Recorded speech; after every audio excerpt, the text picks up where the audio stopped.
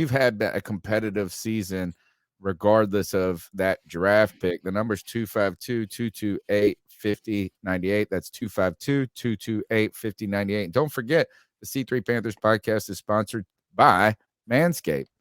They're the number one men's grooming product in below the belt grooming, I guess is what you would say. They got a lot of great stuff, great products that you can get, from the Lawnmower 4.0 to the Weed Whacker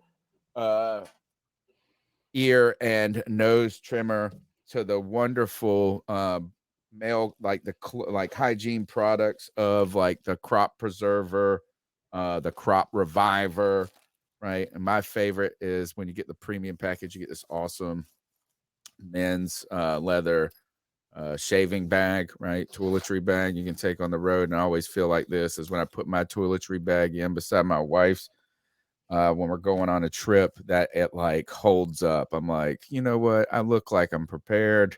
I look like I'm keeping my stuff together when I'm usually just throwing crap in the bag at the last second, and always wearing a bunch of Panthers gear and C3 gear in the process. So you guys check out Manscaped products. Use the promo code Panthers. You get free shipping and 20% off. That's international shipping, 20% off your order. And you know what? Valentine's Day is coming up after this. I know it's hard to think about gift giving and present buying with just 5 days until Christmas. But you guys, ladies, need to be preparing, thinking about something that you can get your husbands, your boyfriends for Valentine's Day that is useful. Men like useful gifts.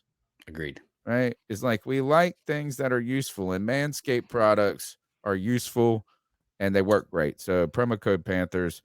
Cody Lack, let's get into the show. What we got up first? He's on mute. Mute. Tonight's show is Carolina. Yeah, what am I, Greg? Yeah, here. Well, let me go ahead and set it up then. Tonight's show is Carolina Panthers set to take on the Detroit Lions in a Big Cat brawl. Let's hit up with the first topic, Cody. Yeah, man. So first, it's a little bit of a postmortem of some things that happened this past Sunday. You know, we've all felt like the offensive line was out of sorts, especially compared to what we've seen earlier this season. When asked about it, Bradley Bozeman said, "We take a lot of pride in what we do and who we are, and our identity being a smash mouth offense. When it doesn't go that way, it's frustrating because you know you have the capability to do it, especially when you know you kind of cut off there and do it on a certain group. You take it personally, it hurts. We had family in town, and it's like, I love you guys, but we're going to move on from football today. It's one of those things you have to take it with a grain of salt, process it, get to the film, look at it. It's never bad as it feels in the moment, and it wasn't as bad as I thought it was going to be. So really, you have the Panthers and Steve Wilkes kind of going through and saying that they got away from the fundamentals of football, things that they were doing earlier in the year that made them successful. You know, they just kind of got out of sorts. Everyone was trying to make a play. Thereby, they weren't really a gap sound football team. And that's kind of what Steve Wilkes and some of the Panthers had to say. My question that I'll relate to this is it too late for the Panthers to go back and harp on fundamentals? Like, how much more fundamentally sound as a football team can you get in week 16 of the NFL season? Well, I know at one point, Cody, he said that he was ready to get the pads back on. If you go down, and I was just trying to get what we could in that little clip without overdoing the quoting, but he goes on afterwards to say that they're really excited to get their pads back on. And what will be the last padded practice of the season, I think he said, which was kind of wild, and fully padded practice, and just kind of get mean with it. And so I think when you hear Bradley Bozeman responding to this, is that this was more of like a integrity check, I think, for these guys than anything. Is that while I know that fundamentals and the small things, making sure you're being disciplined, fundamentals as much as a mental game as it is something a practice game. So this Right. is maybe they were buying into themselves a little bit too much. Maybe they got a little too loose with a lot of the compliments that were starting to surround them. And they got mentally sloppy a bit. That's all I could say. I mean, I don't know if that's the best way of saying it is, but discipline is a mental sharpness. And maybe that they saw this as like, hey, we didn't play well. We weren't awful at everything. We're not going to sit here and say we suck, but we're better than this. So this really felt like an integrity check for me for Bradley Bozeman, and what these guys are kind of owning up to. They're starting to step into the role that this offensive line should be good. And that's a kind of a perspective and an attitude that I don't know if many offensive lines that the Panthers that we've seen lately have had, that there's an expectation that they are good. And this is about mental discipline, getting back. And like he said, let's get these pads back on and get mean with it. And I like that he's not backing down right here, but nor is he rolling over. Yeah, and look, I don't really have too much to say about this, other than, to be honest, when I look back at our worst loss of the season, I think we can all agree it was the Cincinnati Bengals, just for how bad that game was. And knowing that we were on the road, we had such a terrible performance, and that yet the Panthers were still able to bounce back even after that game against the Bengals, that gives me a little more hope after this loss versus Pittsburgh. It wasn't as bad of a loss. We didn't get absolutely trounced like we did against the Cincinnati game. And I think we're just going to have to bounce back. And we're going to have to bounce back in a big way. Whether or not we do it is going to be big on these players and big on our coaches. But it's gut check time. We're about to go over where we stand in the division, and we can go out of order a little bit. But right now, effectively, nothing really changed in the NFC South. The Panthers are still one game behind Tampa Bay. The Saints are behind us at number 3, and the Falcons are at number 4. And all three of us, the Panthers, the Saints, and the Falcons, all have the same record. So listen, for as up and down as this team has been, we really have no choice but to get back to fundamentals, boys. We're still in it. Yeah. I don't know. It's like I almost feel, I don't know how to feel about this team in so many ways. It's like I almost feel like we've already exceeded my expectations in a wild way, to where I'm playing with house money with this season at this point. You go back 5 weeks ago, I don't think I would have even felt like, I don't know. I don't know if I feel that bad about this team, I guess. But we should maybe feel bad about this defense in a way, guys. I know that that's kind of what we've hung our hat on a lot with this team. But you brought up the worst game of the season, and they got shellacked, bro, by the Bengals and Joe Mixon. They didn't even have Jamar Chase. Like, they just did whatever they wanted against us. And then last week, that the Pittsburgh offense really dictated the terms of that game so much, and our defense just couldn't stand up. And I look back at some of the drives, Cody, and some of the different things, and I was ready to go, oh, Trubisky didn't beat us. This guy didn't beat us. You know what? They just beat us every which way. Like, if you look at the drives, it's like, oh, they're going to run the ball on third down. They're going to throw the ball on third down. They're going to throw the ball on second down. They're going to run the ball. They just did everything. Not a single receiver went over 100 yards. Not a single run. The running back didn't excel incredibly. 86 yards, I think, by whatever his name, Najee Harris. And then Trubisky only had like 160 yards. They just beat us at everything: the passing game, the run game, third down.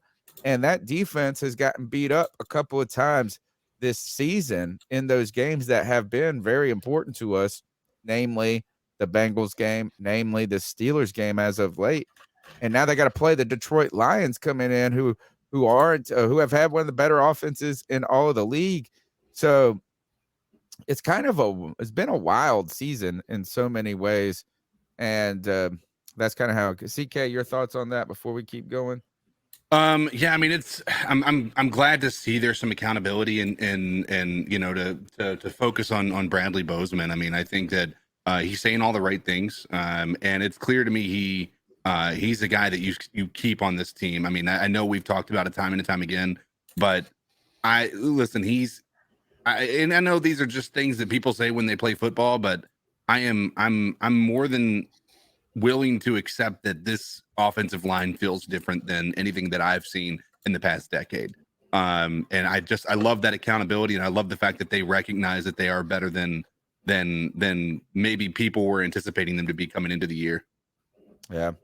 This defense, though, like, and kind of doing some more post-mortem on that defense, as Cody said, is one of the things that killed us was third down conversions, and a lot of big ones, or at least visually high profile moments of the game, were kind of decent passes by Trubisky picking up yards. And I mean, I know the 3rd and 14 late in that game is the one that comes to mind immediately for everybody, with Keith Taylor just kind of getting worked in man coverage. I know that he has been a kind of a punching bag of Panther fans going through, but the inability to generate any pressure, being a man in that situation, there's a lot of things that were going on in that play. But a lot of people were highlighting the fact that some were saying, oh, now y'all shitting on CJ Henderson. Are y'all shitting on CJ Henderson now? Are they doing all this? And Greg had a great line in the post game where he said, just because the backup didn't play well doesn't mean that the guy ahead of him is that good either, Right. just because he's absent. And then you get this, it's kind of wild. So it started as the discussion of CJ Henderson and why, was he going to be ready to play? And this came out today, I think, where it looks like CJ Henderson could have gone. This is on Panthers.com right now. Wilkes expressed confidence in Taylor moving forward, Keith Taylor. But when asked about Henderson could have potentially returned, Wilkes replied, that is a question for him. I think when you have an opportunity to see him in the locker room, you need to ask him that. And then he goes, is this on, a Robbie Anderson on defense? It says this, they go and asked CJ Henderson, and he said, I probably could have.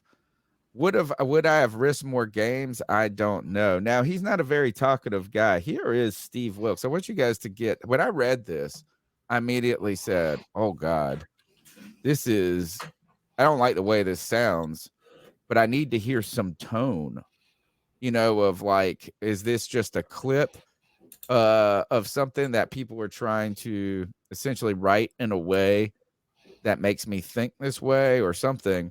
And then I was considering, this is, I think, Darren Gant on Panthers.com. So he's going to be very team organization and player friendly. So I was like, man, I got to hear how this goes. Let me see if I can play this and make sure you guys get the audio with it. Share audio.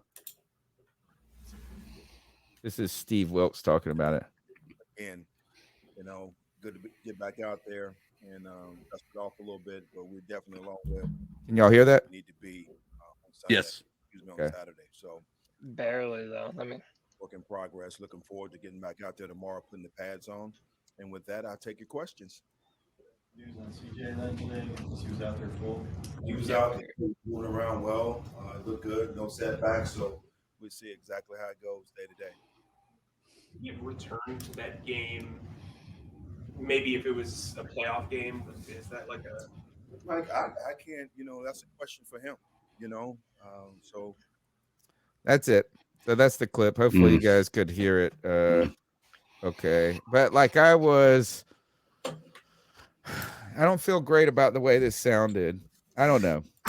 What do you guys think? No, you're not wrong. And this adds another part of, this is another part of the narrative around CJ Henderson.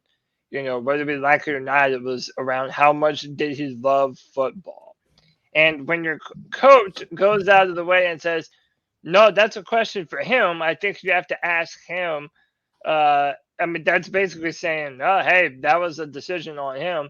And then when asked about it, he said after getting checked out by the athletic training staff, he wasn't necessarily ruled out of the game, but he never felt comfortable either. Probably could have. Would I have risked more games? I don't know, Henderson said. So he's sort of making this out like, well, I'm not going to go in there and risk further injury and not be available down the road. But damn it, didn't we need CJ Henderson versus Pittsburgh?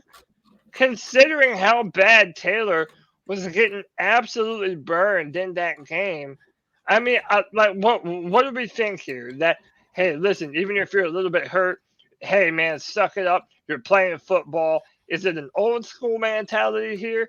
Does he have an obligation to get back on the field and go and play for his team, even though he might be hurt?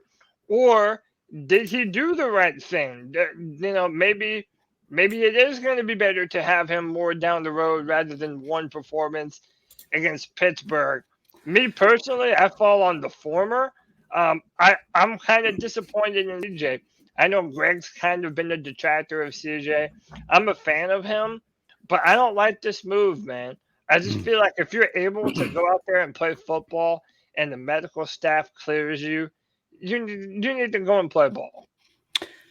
Yeah, I want to jump on this real quick because he is 1,000% accountable and responsible and has a responsibility for going on the field if he's able to play. Now, I don't know the guy's injury, so I'm not calling him out for that. But if the medical staff clears you, you're getting paid, right?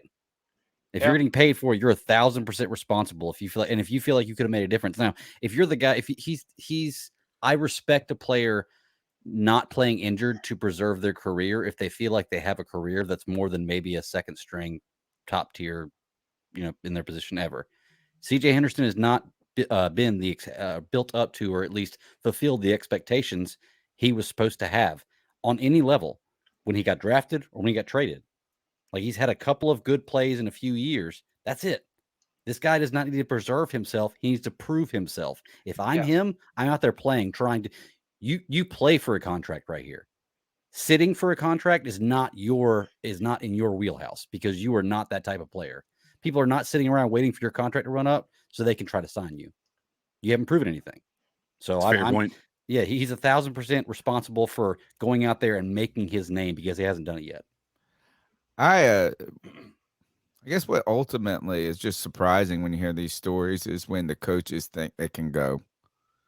Is that it's one thing. I know that this is probably always a sort of decision that any player has to deal with at any moment when it comes to an injury is how do you truly heal the right way to where when you get back, you're the most effective, right? How do you also get back as soon as possible to help your team when you can? It always seems like I don't know. I just feel like usually the coaching staff and the players are more lockstep in the messaging about that than in this case. And that's kind of the surprise part to me is that Wilkes is over there going, we're here trying to get crap done. You're over there walking around the locker room looking fine, but you're saying your ankle ain't right. And that's a call out. And Steve, to be honest, Steve Wilkes has not been hesitant to call out players. And this might be the most confrontational in an individual way other than the Robbie Anderson moment. But he has challenged players. And he's challenged players to stars. And remember, he said that thing too, that he said, I'm not here to be your buddy. I'm here to be your friend. I'm not here to tell you what you want to hear. I'm telling you what you need to hear. Mm-hmm. And so this is CJ Henderson hasn't been what's wild is that we really even care this much about CJ Henderson because he usually is being talked shit about. Well, I mean, keep in mind that we gave up draft picks for him, Yeah. CK, what say you, man? And CJ Henderson is such an enigma, dude. I just the beginning of the year, he was a huge liability. It felt like he has gotten better and better, but I I hesitate in saying anything because I also understand that these people are human beings. Yeah. Right. Yeah. I agree. If I have a bad back, like I don't care what the fuck my work tells me, I'm gonna rest my back. I'd rather be alive and be able to play with my kids until I'm 60, 70 years old instead of risking. Well, you can't be a football player then. Right. But my point being is like, if there was a real, like if he felt like he couldn't go, then fine. Right. I don't really have the ability to sit here and say that he's wrong in that. The part that I am concerned about is Steve Wilks' comments. Yeah, that's how I feel too. Not so much about like that CJ Henderson just gave up, but that Steve Wilks is saying that. Yes. Like I feel like that's almost in poor taste. Ooh. You know what I mean? It's just like if a guy is hurt, like the last thing again, and this is context. Context is everything. We're basing this off of a text that I read that you sent. I didn't watch the entire thing, so it's hard for me to make a judgment call on this. But I don't think that CJ Henderson. I mean, I would like to think that he hasn't just given up on his team, but I just feel like that's such an awkward thing to do as a coach to say you got to go ask him why he didn't play. Well, You know what I also just to remind people too. Well, I think you got to know a little bit about the player and the relationship with the coach and different things. One is CJ Henderson's such a kind of soft-spoken, reserved, not likes to open up. Like, you're going to ask, let's just say he was not. He's a different kind of cat.